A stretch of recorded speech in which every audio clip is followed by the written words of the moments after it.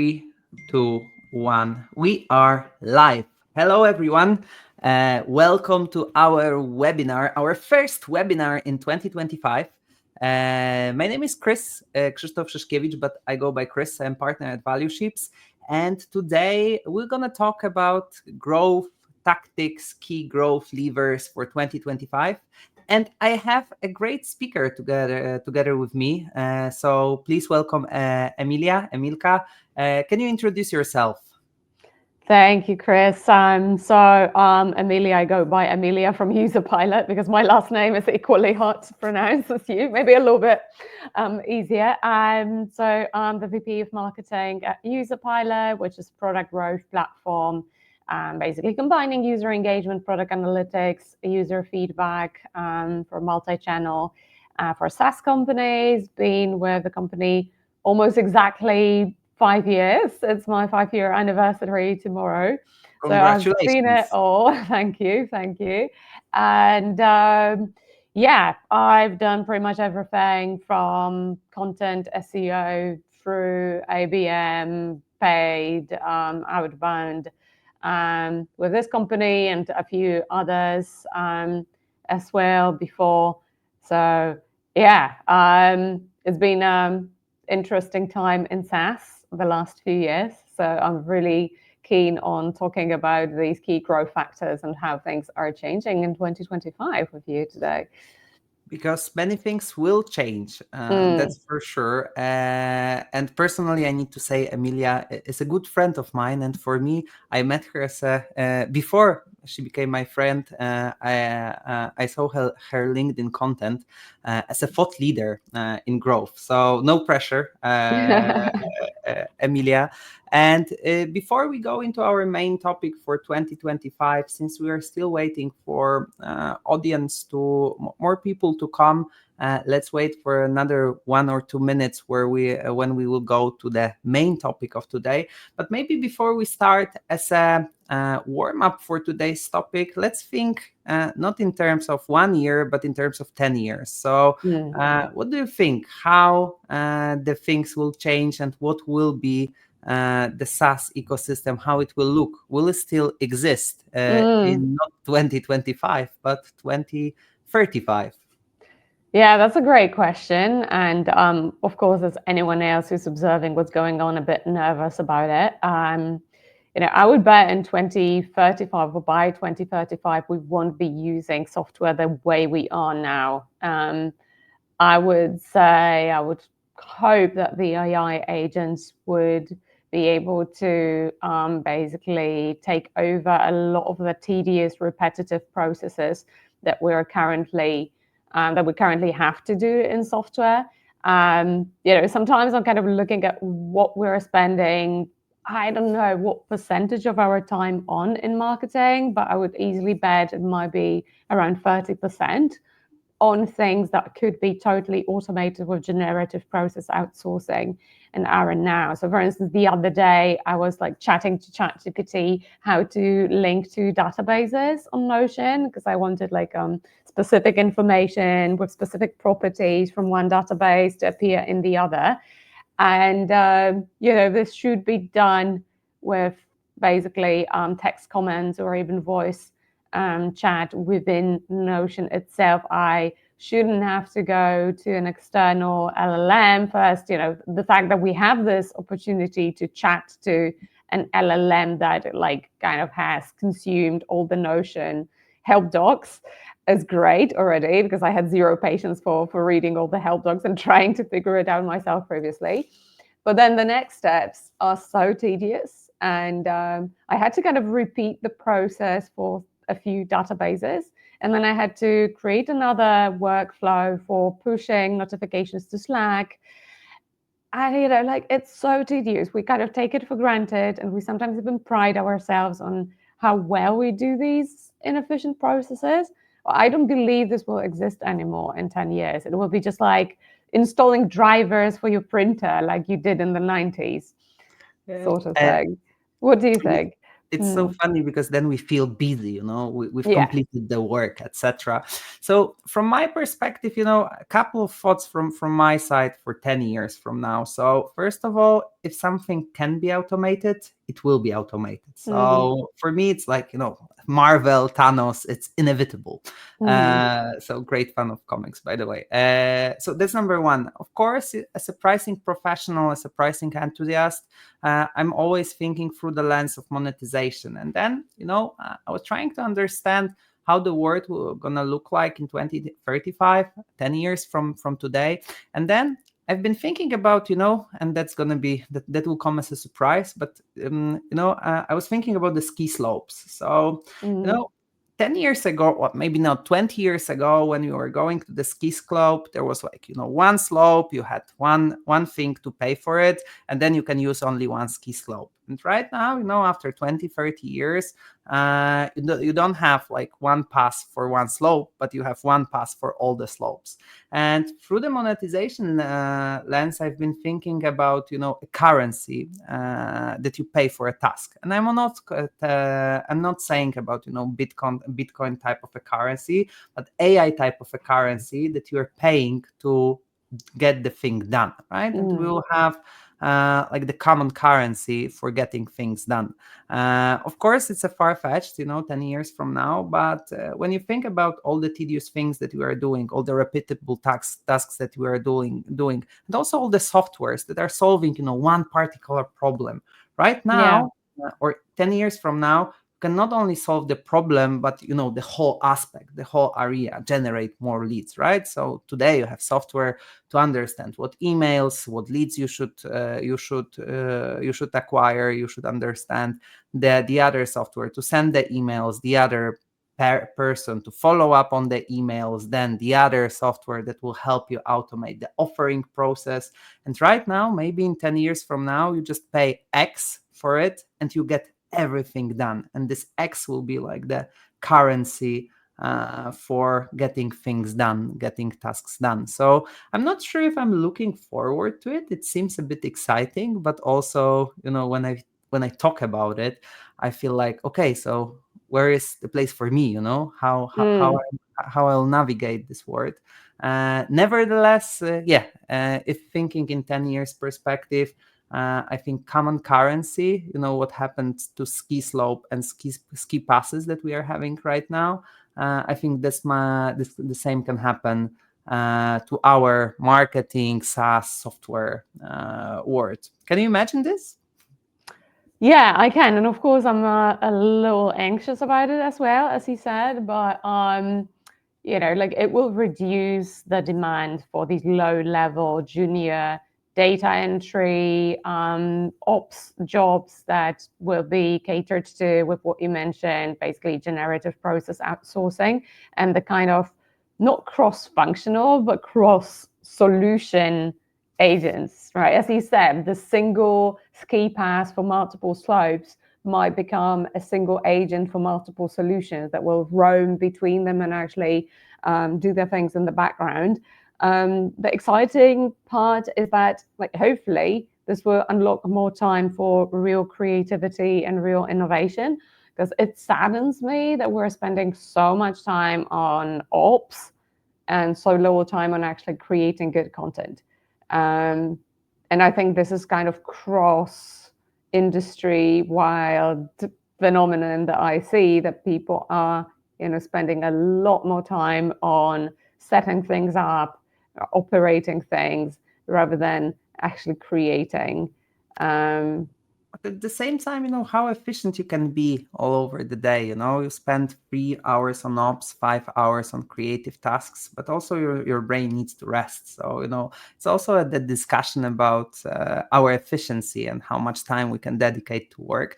But coming back to our hmm, initial topic, and I think there is one thing that connects both words. So 2025, 2035 is that it's more and more challenging to be a junior. You've mentioned that, and I have this feeling. I have a younger sister, and then while thinking about her work and myself 6 years ago, she's 6 years Mm. younger than me. I mean, I see that it is more challenging to be a junior, and maybe we can try to circle back to 2025 and think, what can be the key growth factors, and where, for example, junior can specialize in order to be appealing to the market. And I've been thinking, through the lens of software, the business that we are currently in, maybe we can split our conversation into the three areas. So what are the Mm. key growth tactics for acquisition, retention, and the last, definitely not the least, monetization? So what do you think? Can we start with acquisition, and what are the key growth factors for 2025 in acquisition world? Yeah, of course. So, like, I'm going to be quite boring in that I say AI has changed a lot in the last 2 years in terms of acquisition.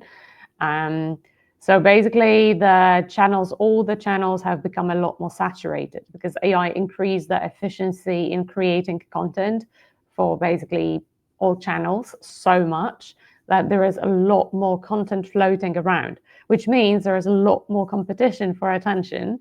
And the quality of the content hasn't necessarily increased. Like this refers to blog content written for SEO, but this also refers to social media content, even the AI generated videos, avatars, whatnot. AI SDRs reaching out to people with these automated messages that are trying to be personalized and are just cringe, but doing it at a much, much bigger scale. So I think what will matter more in 2025 and the years to come is like personal experience and credibility from, for instance, influencers. So people that have done something, have achieved certain results, and can speak from personal experience can provide something that AI can't provide if you ask it a question.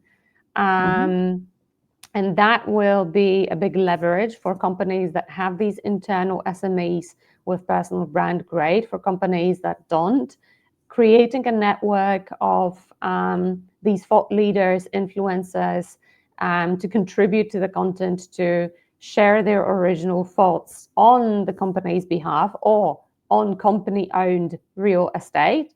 I think that's the way to go to cut through the noise. Um, I don't know about yourself, but like I stopped Googling a few months ago. I very rarely Google things, maybe Google But you images. are, and we are lacking the verb here, right? You are GPTing, LLMing, Hmm. or like this, Exactly. the, But the the why is that? What is the reason? the Have name. you thought? Like the lack of the verb is the name of ChatGPT, of course. But what is the reason? So I am, of course, like quite concerned. Like not of course, but I'm still googling Uh-huh. from time to time. That's for sure. But definitely less than before. Main reason behind this is I think it's easier just to use LLM in order to get the information. And maybe the big question, and maybe also I would love to get your perspective. And I promise we'll come back to influencers because I also second that. And nevertheless, but let's focus on finding the information, cutting through the noise. Hmm. So do you have any tactic, or have you heard about any tactic how to be relevant for LLMs? Have you heard? So I did this for ChatGPT. I was asking ChatGPT, prompting ChatGPT, what is the best pricing consulting? And then value ships was not there. And I'm like, okay, so Uh-huh. what is the best pricing consulting in digital business? And then out of Poland, and then the co-founder is Chris, right? And then value ships was there. No, I'm kidding, of course. It didn't require so much prompting. Nevertheless, have you heard about any tactics for AI to become also relevant there? So people, for example, can find user pilot through ChatGPT. Yeah, of course. And there are like these low level tactics for geogenerative optimization, right? Search optimization. But I think there are like huge limitations on this. And there is somewhat a misunderstanding that geo will now replace SEO and that it will be kind of one to one. What we did for SEO, we're now SEO is going dead, to right? We all do know. for geo. Yeah, it's been dead every year for like the Every year. past 20 years or so. But it's not dead, but it's changing. And, that's why I ask you why you're not Googling as much as you did anymore. Like for me, for instance, it's because the answers, right, the generative answers I get from the LLMs, increasingly, even if I Google, right in the search results, are just more relevant. They're more to the point. I don't need to, every click is something, some extra actions, extra effort I have to take. So I'm not clicking anymore. I'm getting more relevant, more concise results that are basically answering my question instead of wading through SEO fluff and some product placements that I didn't necessarily need because they didn't necessarily answer my question in a straightforward way. But this is what we did with SEO. We basically manipulated the searchers' results by somehow positioning ourselves as the answer to questions where we wouldn't be the straightforward answer. And there are two forces here, that are Mm, against actually Google right now. Because when you think about this, when I'm thinking about this phenomenon, is Google is getting worse because all the AI content that is being generated, and then LLMs are becoming better. Because the models are just more advanced. So mm, maybe it's inevitable that we will at some point, not sure if it's going to be still in 2025, maybe for software industries, for early adopters, this will happen in yeah. 2025. Nevertheless, I think those two forces will make I know Google to change. Like Google needs to change if it still wants to be relevant for at least early adopters of LLMs. So maybe this might be a first growth trend, right? How to become relevant for LLM if you want your leads, your prospective users to find you through Perplexity, ChatGPT, Mm.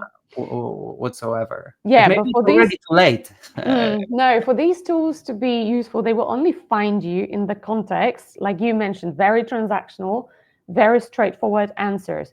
Who is the best, pricing expert in Poland, for instance? But this means that LLMs can only help you become visible to people that are already, problem solution, maybe even product aware, right? In other situations, building awareness and generating demand through search is going to be dead, right? Because even if you optimize your content for LLMs, and there are tons of guides already how to do it, like use schema markup, right? Like in a semantic way, include like the NLP keywords, right? We can use Surfer SEO for optimizing the content that makes it more readable and kind of more structured for the LLMs. But That we both it's all, recommend. yeah, unless your brand has such a strong association with a particular problem, like you are unlikely to appear in these more general queries, right? Where you did appear in your own content, like the so-called tofu and mofu content that we created for our blogs. For instance, UserPilot produced tons and tons of guides on, how to improve retention in SaaS, how to reduce churn, how to create, say, fake door tests, how to do this, how to do that. But, UserPilot was embedded somewhere as the answer, but LLMs wouldn't generate, an answer with UserPilot in it because there isn't on the entire, like training data set, there isn't enough mentions of UserPilot in this particular context. And to have enough mentions would be so much more expensive than, trying to beat 10 other websites to the positions in SERPs. So that is the challenge, I think.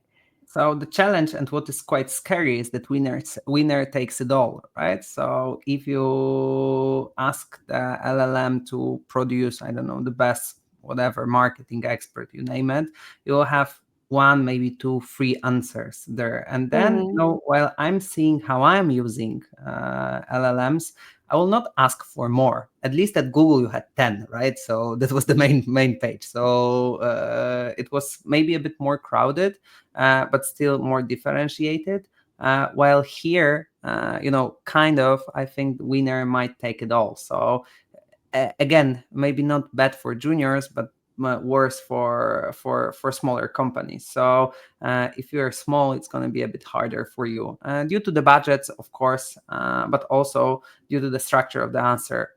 For example, of GPT. But then I think one notion that I see in between the lines, and then we can go back to influencers, is that highly curated, personalized content will be a must actually in 2025. And then in 2024 we said it was a must, and then in 2023 we said it was a must, but this year it will be actually really a must. And I think that SaaS business is quite late with influencer marketing, B2B SaaS to be very specific. And let me give you an example. I've been working actually with a very successful B2C influencer who built great SaaS product for B2C, right? So he was using his position on Instagram, on TikTok, on Facebook, right now on LinkedIn as well, to build on his expertise, and he created very successful SaaS. And then I started working with him 3 years ago, and then I've realized this is such an amazing growth lever or growth pattern. You are famous in something, then you build product around it, and then suddenly you become successful. Of course, it's not that easy. I'm simplifying that stuff, and I was wondering, where are the influencers in B2B? Why companies are not using actually but real influencer marketing? So there's an agency, you need that many, so much reach, that many leads, you pay to the agency is getting five influencers on board, and the influencers are basically working for you. So do you think that it's gonna be copy paste in B2B from B2C world, or it will be a bit different for B2B, how they will use influencer marketing? Yeah, I mean, the concept is definitely there, and tools for managing influencer marketing in B2C have existed for a long time, right? There were some Polish tools. I forget the name, right? But Barbara Sołtyszyńska was the CEO of this tool that would maybe the audience can help us. Yeah. Now, of course, it escapes me, right? But there have been Indahash, right?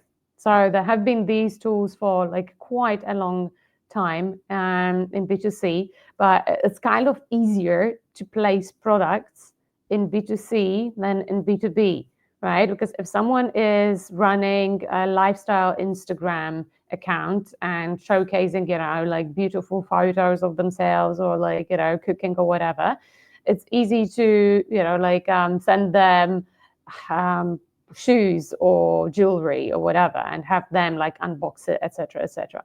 In B2B, for someone that specializes in, say, content or growth or whatever, having them to use the tools and then write about them, it's definitely a lot more effort for the content to be actually as good as the B2C content, influencer content with product placement is for B2C.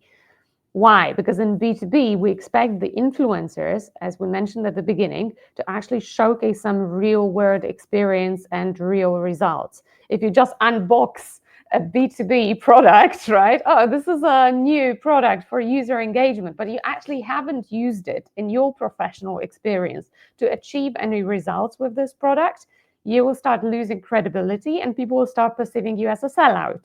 Yeah, Which is and on top of it, I will come back to this point. But on top of it, also in B2B, of course, the success needs to be spectacular, right? If you haven't achieved unicorn status through this tool, this tool is not relevant, right? So we typically in B2B, it's only relevant if it's like gigantic success. It can't be just success, right? It needs to be like spectacular. So Yeah, but even achieving any sort of success that is worth talking about by the influencer requires so much more effort and so many more stakeholders, implementation in a real solution, etc., etc. So, like, in B2C, you send someone, I don't know, face cream, right? And they use it and they say, oh, it moisturized my skin or whatever. Like the results are easy to achieve with one person and can be pretty straightforward and immediate, right? Or I put on this earring and it looks great, like everyone can see.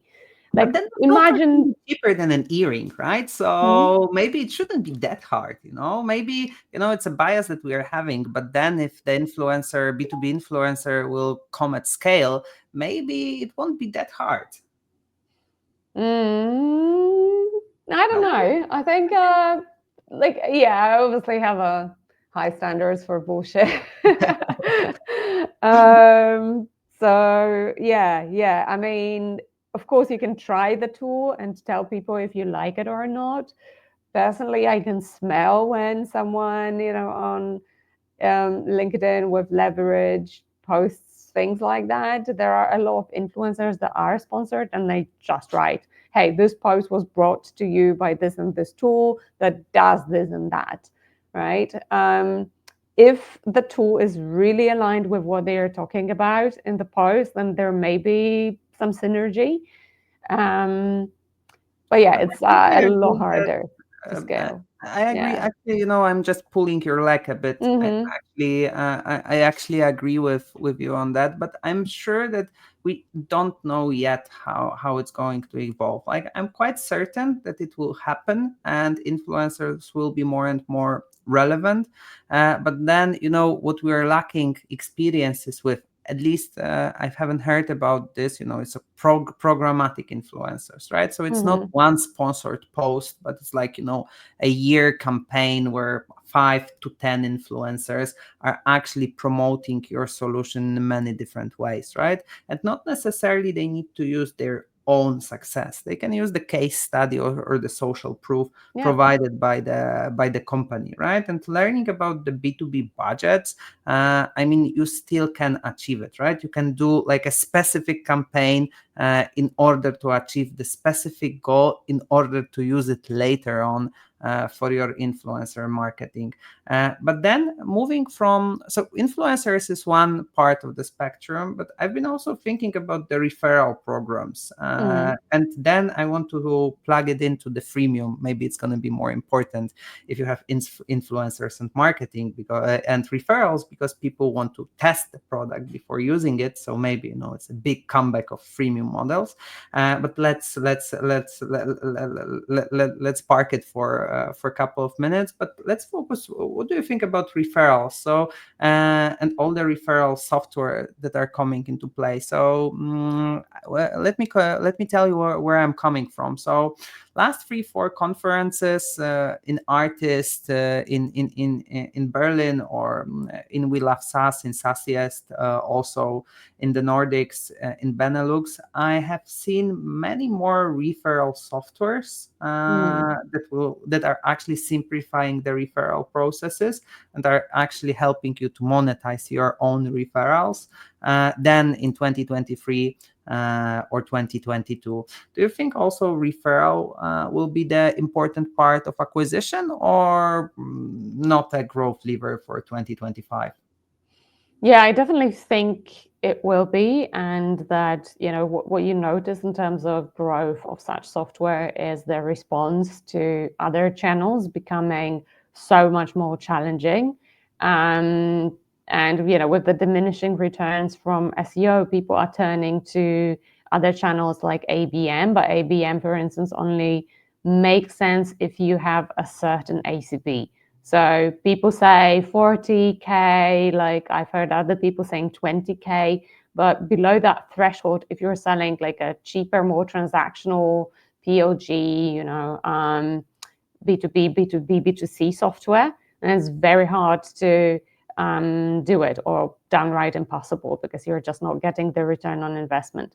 So referral is the alternative for these, more transactional tools to basically leverage that trust and another more direct channel of reaching customers at scale. So yeah, I totally think for more like enterprise mid-market to enterprise SaaS companies, they will be turning to account-based marketing. For more transactional PLG SMB software, to referral marketing So referral and as an affiliate.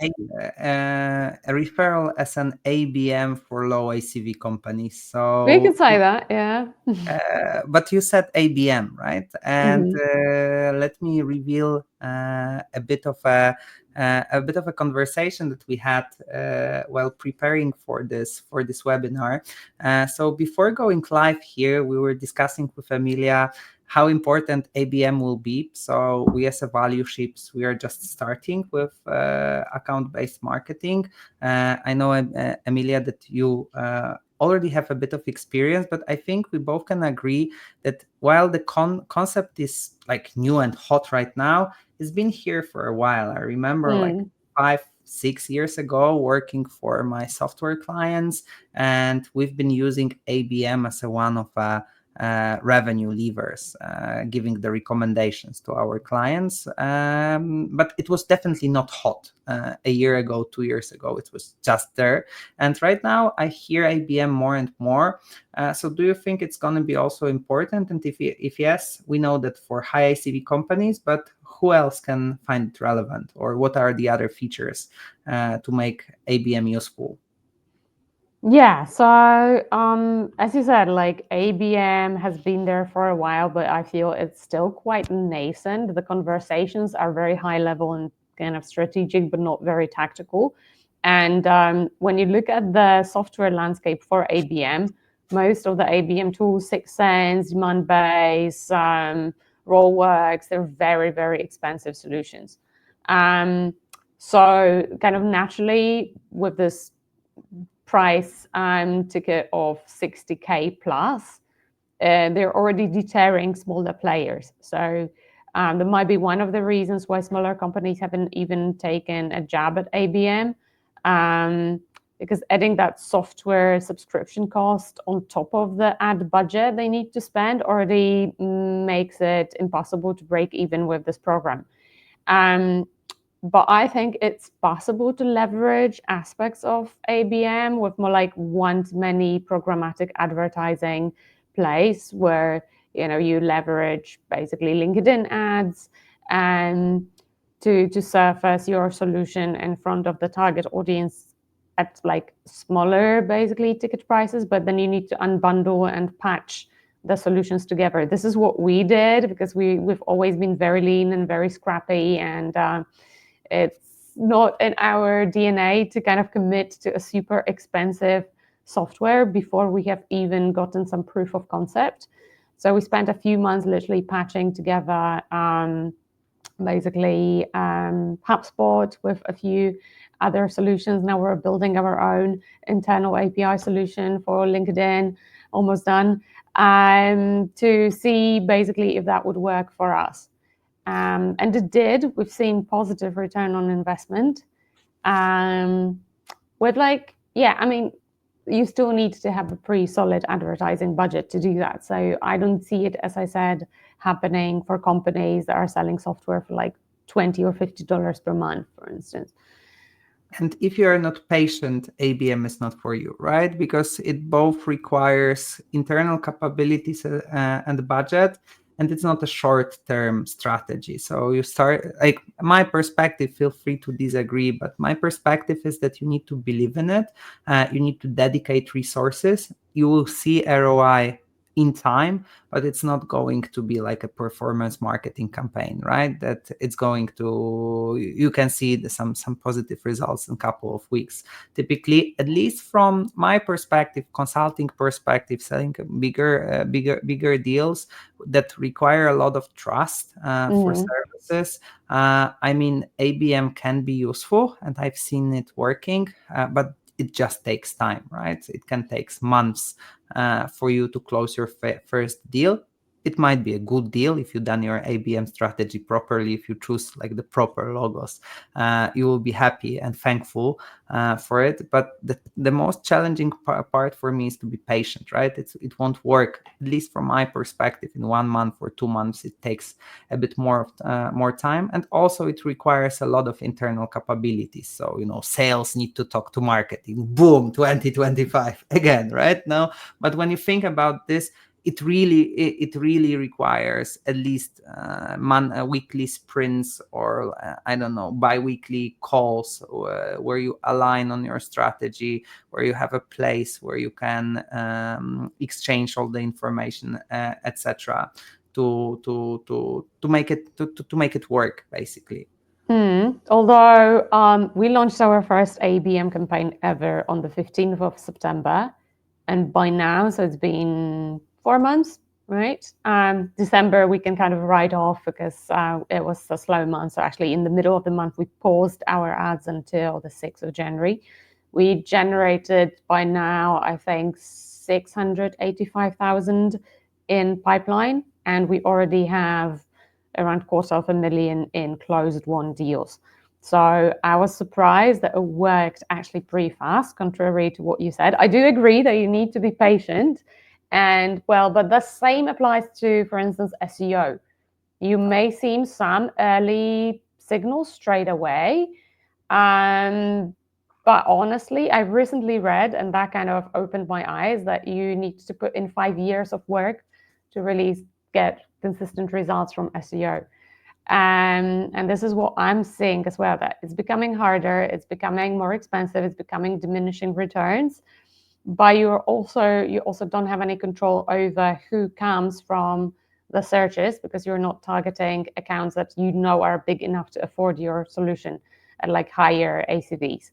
With ABM, if you do like this one-to-many play, you can see the results pretty fast, because you will be then not generating demand for which you need to be patient, but you will be just harvesting the existing demand. And you never know who has the demand. So for us, like ABM works as collecting the intent signals. Mm-hmm.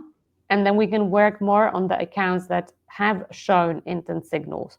So then you can like leverage some one-to-few or one-to-one plays where you unleash the BDRs on them, you show us the next layer of ads, which are maybe more product oriented and more testimonials, case studies, where you, for instance, invite them to an event or a webinar or whatnot, right? So but you can see some results from ABM quite fast, I think.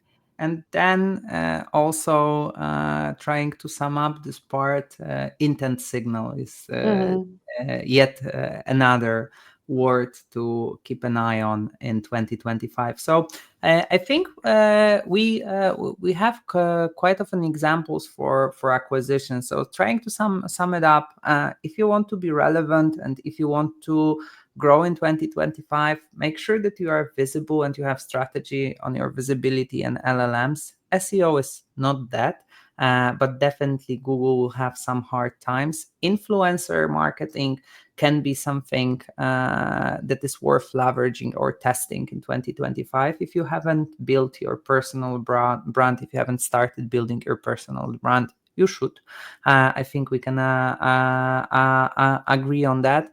And then referral is an ABM for low ACV companies, and ABM is important and can work in 2025, will become more and more important strategy for growth in this year. I think we are on the same page. So let's think of in terms of growth strategies, in terms of retention, right? So not only you can grow your customers or you can grow your business through acquiring more new users, but also retaining the currently existing users or upselling the existing users. Do you see any strategies, any growth tactics that are worth noting or will be important in 2025? For upselling existing users. So again, relevancy is super important. And and understanding what are the different usage patterns between the different segments of your users, and then surfacing the solutions for upsells that are relevant, again, based on intent signals, but from your own user base. Why is ABM so hot and why can it work so well? Because when you've identified the intent behind someone's searches, if you're using scaled display advertising on private advertising networks or from LinkedIn based on who clicked on which ad, you can then retarget them with these very specific personalized messages that are going to hit their pain straight on the head. I don't know why SaaS companies are still not doing that, but I'm of course super biased because I've been with UserPilot for the past 5 years, so I have access to all the user data on my fingertips. And in the same solution, an easy way to reach out to the specific users that fall into a certain behavioral segment at scale. So say I see that I basically create these honey traps, right? I want to upsell. Now we're launching Session Replay, for instance. So this will be sold as an add-on to our growth plans. And I want to upsell users that could be interested in Session Replays. How do I identify which users have the need? Yeah, so we, for instance, created this kind of reverse trial inside our product where we are giving 5,000 sessions for free, but only to people that are interested in it. So, in a sort of enterprise path, we implemented a PLG play inside the product. So we see which users have clicked or engaged with basically this empty state where we're offering the upgrade to these 5,000 free sessions to try this new solution. And then we are basically targeting all the people that engaged with this button, that engaged with this for now empty state because it's still like a beta, with basically offers to discuss their needs and understand like how we could offer them the solution basically as an upgrade. So that was an example from our recent experience. But I would say the key is to scoop the intent signals from your user base using product analytics tools, and then create segments and automated like messaging inside the product that would allow them to learn more about the upgrade and talk to your sales if you're using that AE path, and use reverse trials to give people a bit like a drug dealer a taste of the solution they could upgrade to or buy an add-on for before they commit to it. And I think, you answered your question, why companies are not doing that. I will add to that. Of course, first of all, what you've mentioned, they don't have solutions or the knowledge to do so. And the other, what we see from our research, not many companies are differentiated enough. So they don't have a toolkit to upsell because all the clients already have access to everything. And then the third part, which is changing right now, and I think not true anymore, but it used to be like this, they just don't care, right? So you are focused on new fuel that is coming for your growth, new logos, rather than thinking about the easiest revenue stream that is on your plate, which is currently existing users. But let me try to link the first and the second topic. So if the influencer will be a future, right, or will be important growth part of our growth engines, right, it means that companies will require more trial and more freemium models, right? Because it's an influencer, I need to get trust, so I want to try the solution before buying the solution. I want to understand if this influencer is credible. What's more, if you look at the B2C world, I mean, influencers require for companies that are working with them to give them something extra, right? So if you see a B2C advertisement, if you buy from the ref link, you get minus 25%, right? So maybe that can be a catch for influencers as well, right? That they will require B2B companies to give them something or give something to their user base, which can be, for example, test my solution for 14 days, which means that upselling them to the paid plans in order to influencer marketing to be successful will be a necessity, basically. So do you think that we will see more and more trials, freemium versions, and more people using solutions like user pilot in 2025? They will become more relevant, or this is just wishful thinking, or something clicked in my brain and for some reason I think it makes sense, but it doesn't in reality? As usual, I think the best answer I can give as a marketer is it depends. Because the I'm a solutions. consultant. I'm also using this one quite a lot. Yeah, I bet. So even in User Pilot, we have an open free trial. You can go try User Pilot for 14 days and just check out. But actually, the PLG motion is not our main source of new deals. There are like typically very few self-serve upgrades per month because the solution is complex, right? You need to first install the code in your application. You need to capture, we have event auto capture, so you don't actually need the developers to pass on events. But in the past, when we didn't have event auto capture, you had to like pass some events. And then you need to know what to do, right? And this is, I think, the challenge that you also mentioned in relation to upgrades, that a lot of SaaS companies don't have an in-app user engagement strategy, let alone an upgrade strategy.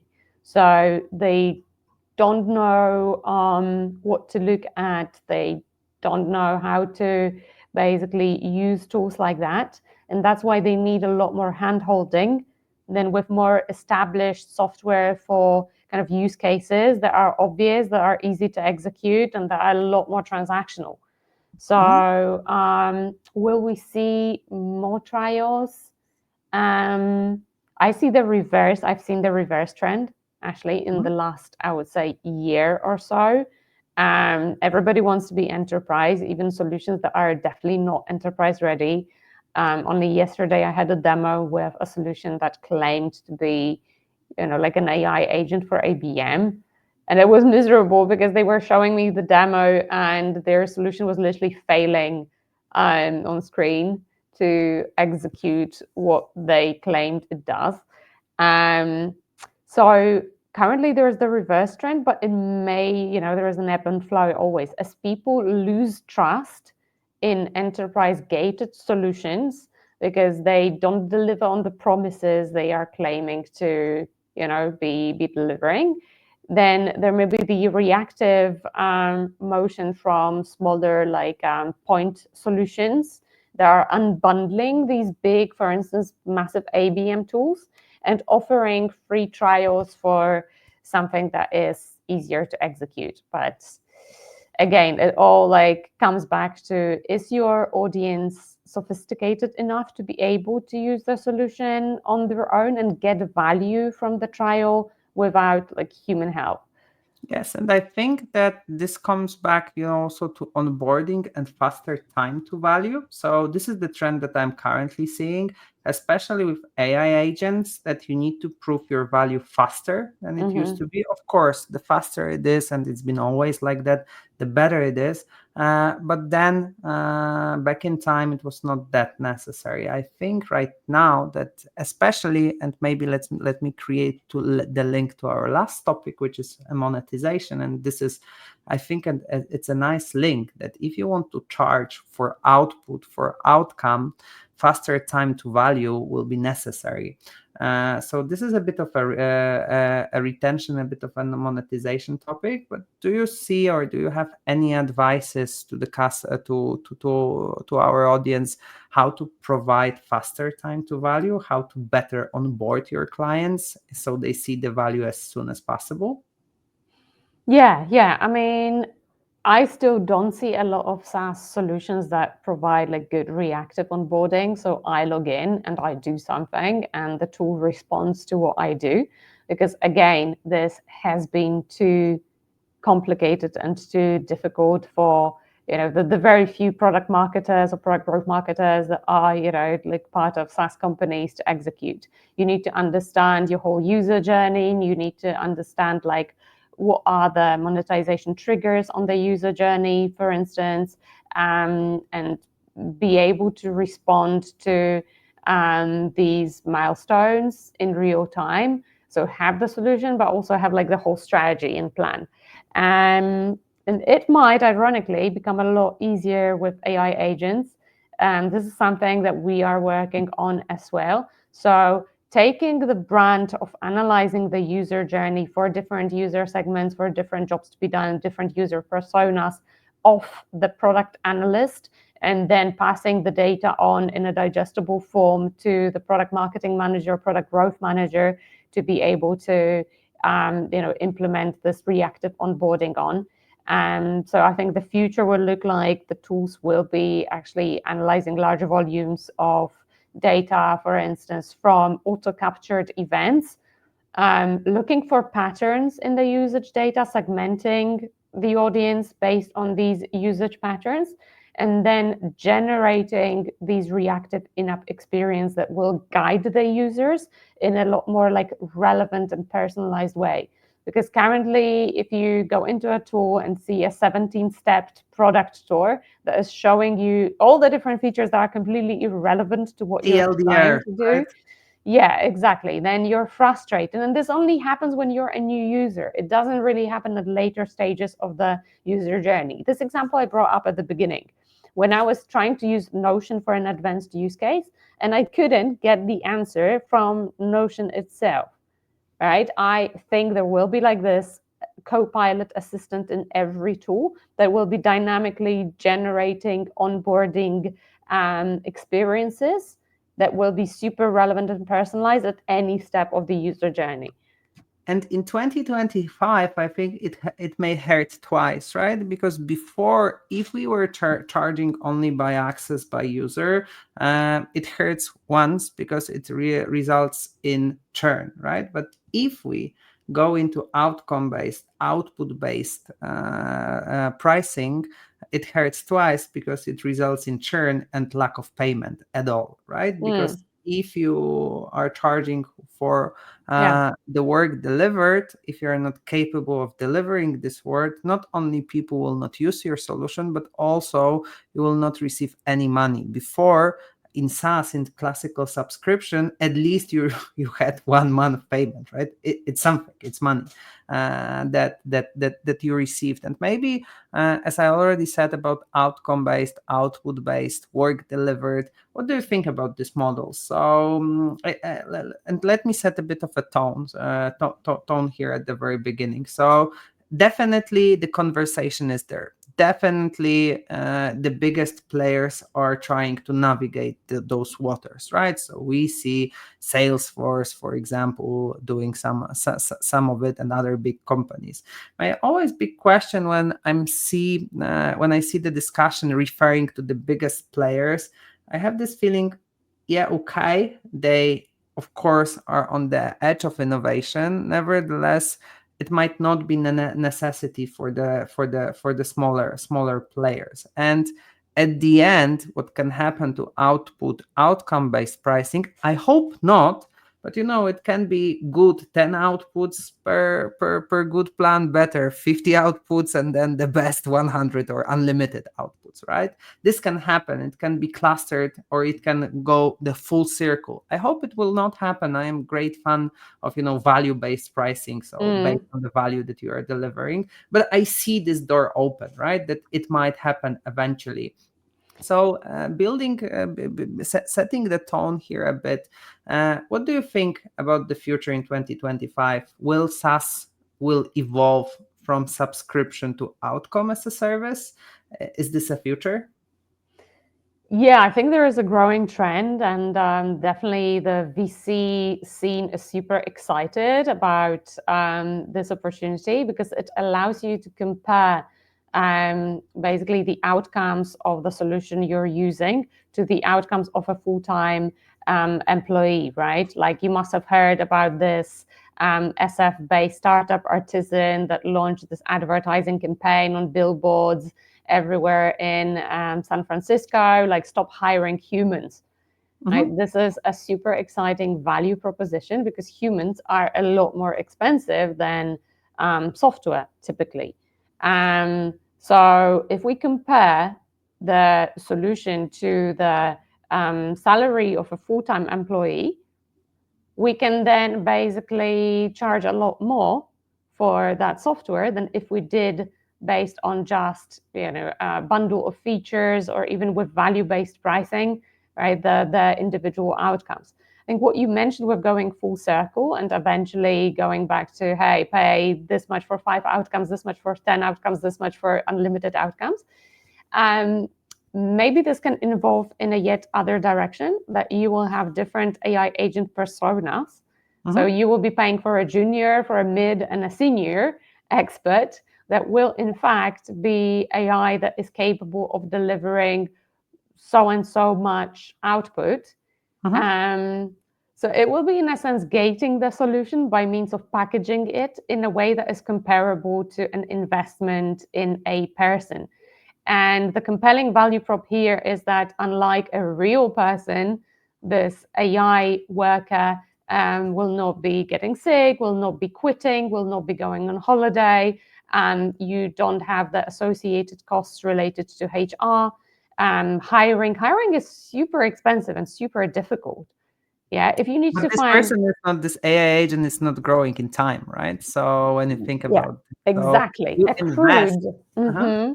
What companies are most scared about is an employee that has a lot of tacit knowledge and a lot of experience with your solution, with your market, with your target audience, leaving, because they're leaving with all this knowledge, and the ramp time of a new person can be anywhere between 3-6 months. Yes. So yeah, I think that is a very exciting development in pricing as well, and that will unlock a big growth lever, because it will allow the solutions to command a lot higher pricing. And definitely a good time to be alive as a pricing enthusiast. Yeah. So I'm also looking forward. And then, this cost by, like, when it comes to the pricing, I'm also happy that we are going back a bit to the theory. So we always had this cost-based, competition-based, index-based, and value-based pricing. And now with output, outcome, not necessarily two same things, but it means that if you want to use this model, you need to go also through the whole guidebook, which means that you need to understand your costs, you need to understand your competition, you need to understand exactly what you say, index, right? Junior, medium, senior. Also, Mm, would be interesting to understand how technology wise, how is it feasible, to hire for junior, mid, and senior, and how to limit the model in a way that it acts as a senior or a junior, but maybe worth inviting also a CTO from some AI company. I will definitely have a look. Looking at time, Emilia, I think we had amazing conversation. Thank you very much for all the knowledge. I highly recommend to subscribe to Emilia's newsletter. Amazing content. I had my guest newsletter there as well, but Emilia is definitely providing much more value than I did with my guest poster. But I did my best. Just kidding. And I think that the future is super interesting. I think I second everything what you have said, from influencer marketing to upselling to thinking about how we can monetize different capabilities of AIs through different core value metrics. It can be work, it can be an outcome. And I think, the keyword for 2025 will be like, we need to be humble, I think, and we need to keep our eyes open, because my thought is that the conversation that we're having today will be not as relevant as it seems in the end of 2025, especially for monetization, because I believe some of the models mm, that will be leveraged are not in place yet. Nevertheless, thank you very true. much for your time. Thank you very much for everyone who joined us. Any last words, Emilia, from your side? Yeah, it would be super exciting to hear what you think are the levers that that aren't there yet, but might be at the end of the year on the years to come, in the nearest future. Thank you so much. Super inspiring conversation. I know we kind of touched upon a lot of different topics, so um, it might feel a bit overwhelming to the audience here, but the bottom line is that you need to start adapting and looking at these trends and not clinging to the old way of thinking, because the landscape is evolving, but it's evolving, I believe, for the better. We will have a lot more efficiency and a lot more growth levers eventually. That will just facilitate basically growth in the whole industry, and it will have this ripple effect. We're already seeing the ripple effect. Like, everyone's saying SaaS is back in 2025. And we definitely see the impact on the pipeline, the excitement in the market for the new solutions that are coming out and how it will impact productivity, and already is impacting productivity. We had this conversation very early when ChatGPT just came out. I remember on how you were already implementing it to improve productivity in your company. So I'm sure by now you have a lot of processes that have been streamlined so much by LLMs. And we'll only see more of that. So I'm definitely optimistic about the future, even though it may seem like, hey, it's a completely new game now. And even our